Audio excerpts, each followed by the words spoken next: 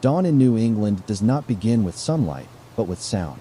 That is when the northern cardinals, brilliant sparks of fire amidst the morning mist, raise their voices to awaken the slumbering suburban gardens. In our culture, wooden porches and high-hanging feeders are not just decorations. They are invitations, fragile threads connecting humans to the wild heartbeat of Mother Nature. But listen more closely this morning. Do you notice something? An unusual silence is draping over the maple leaves. That stillness is not a sign of peace, but a fracture. When the black-capped chickadees stop visiting and the blue jays no longer squabble over peanuts on the driveway, your home has unintentionally become a dead oasis. We are preoccupied with building perfect spaces, yet we forget that sometimes human comfort itself is the barrier preventing those tiny souls from returning home. The following 10 simple things, perhaps, are silently driving our feathered friends away forever. In the effort to create a flawless living space, we often accidentally turn our homes into a labyrinth full of traps for the innocent eyes of birds. Let us start with something every American family takes pride in: crystal clear glass windows. Under the golden sun of Virginia or the late afternoons in Oregon, glass reflects the vast blue sky and the reaching oak trees. To an American robin, that glass does not exist. It only sees an open path to freedom. The dull thuds against the glass are not just accidents. They are a betrayal of a space they believed was safe. We love the light, but excessive transparency is sometimes a cruel farewell. When night falls, another enemy emerges: artificial light. Brilliant garden lamps and LED strips along walkways, meant to create coziness, are disrupting the ancient compass inside migratory birds. They carry a map guided by the stars and the Earth's magnetic field. Overpowering artificial light causes them to lose their orientation, exhausting them as they fly in circles around fake glows, eventually missing the rhythm of their 10,000-mile journey. Our brilliance, ironically, is the darkness that enshrouds their survival instincts. And we cannot forget the sounds of the mechanical age. The roar of lawnmowers every weekend, or the leaf blowers clearing every speck of dust from the yard. In the world of the black-capped chickadee, sound is the language of survival. Their melodious songs are not just to beautify life. They are warning systems and mating calls. When human noise occupies the frequency, that communication link snaps. The small birds no longer hear the warnings of their kin about lurking predators, and so they choose to leave. They seek a place where the sound of wind and leaves is not strangled by engines.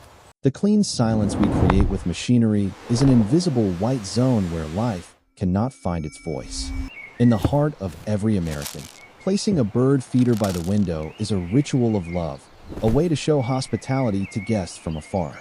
However, the line between care and destruction is sometimes as thin as a grain of dust.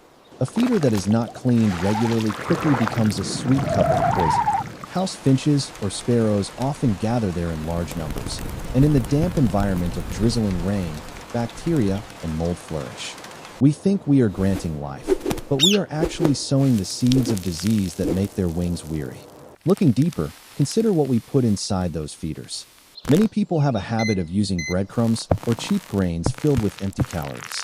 For a small bird struggling against the bone-chilling cold of a northern winter, they need seeds rich in fat and natural protein to warm their bodies. Providing low-quality food is like giving a sugar cube to an exhausted traveler. It creates a false sense of fullness while their body withers from within. Empathy lies not just in giving, but in giving what nature truly needs. The greatest pain perhaps lies in the lawn, the pride of suburban homes. To achieve a flawless green carpet, we use pesticides and herbicides as a common habit. But remember that the American robin with its vibrant orange breast is a philosopher of the earth. They listen to the breath of the ground to find worms and insects. When we spray chemicals, we do not just kill weeds. We eliminate their only source of life. Those chemicals seep through fragile shells and into the bodies of tiny creatures, causing their songs to weaken and eventually fade away.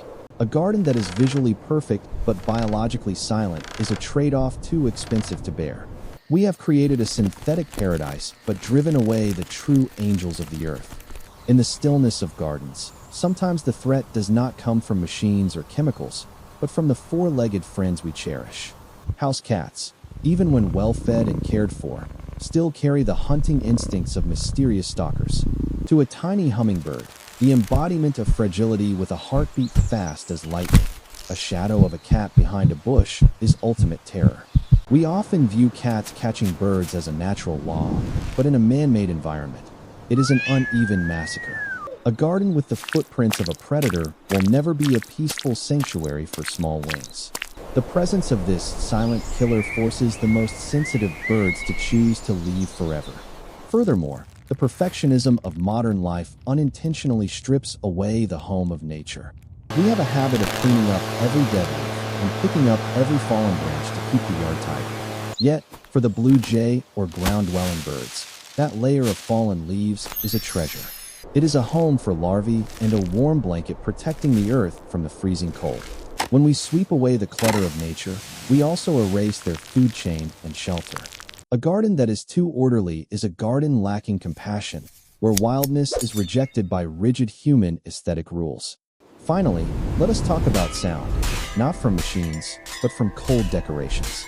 Metal wind chimes with loud and sudden sounds might bring relaxation to us, but they are piercing screams to the sensitive hearing of birds. They cannot understand the meaning of those artificial melodies. They only perceive a constant instability. Along with that, a bird bath with still, stagnant water is sometimes not attractive enough. Birds crave the babbling of moving water, the sound of life and purification.